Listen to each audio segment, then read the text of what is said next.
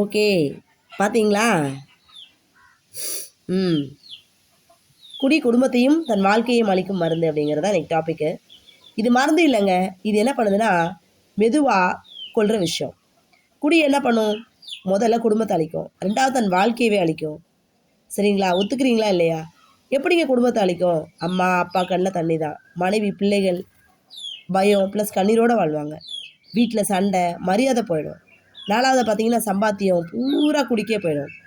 சரி, இது எப்படி நம்ம வாழ்க்கைய அழிக்கும்? கேள்வி இருக்கா இல்லையா உங்களுக்கு? எப்படி வாழ்க்கை அழிக்குங்கிறது கேளுங்க.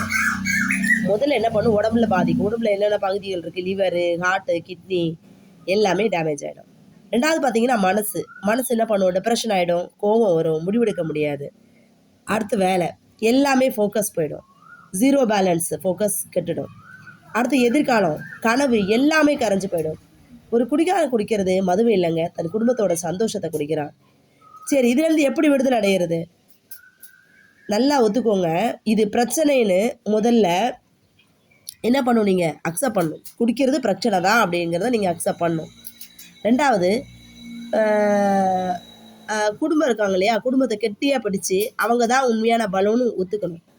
3வது ஹெல்ப் கேளுங்க. உங்கள் நண்பர், டாக்டரு இல்லை டி அடிக்ஷன் சென்டர். சரியா? தனியாக போராட வேண்டாம். அடுத்து கோல் வச்சுக்கோங்க. என்ன பண்ணலாம் அப்படின்னா, என் பிள்ளைகளுக்காக அம்மாவுக்காக நான் இனிமேல் மாறுவேன். நீ எப்படி கேட்குறேன்னா, உன்னை சுற்றி யாருக்காவது இந்த பிரச்சனை இருக்கா? இல்லை நீயே வெளியே வர துடிக்கிறியா? பயப்படாத, விழுந்தா எழுந்திருக்கலாம்.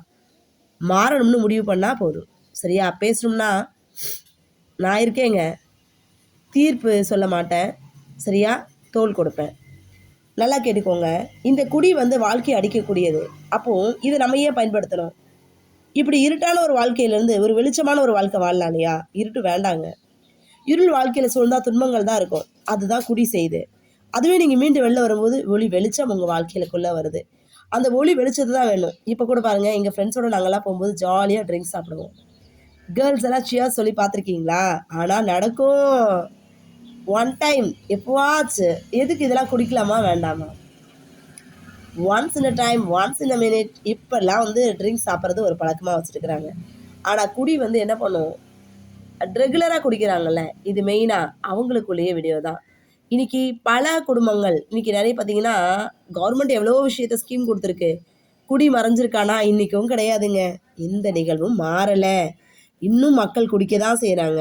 அந்த குடிக்கக்கூடிய காரணங்கள் பலவிதமாக டிசைனாக இருக்குது.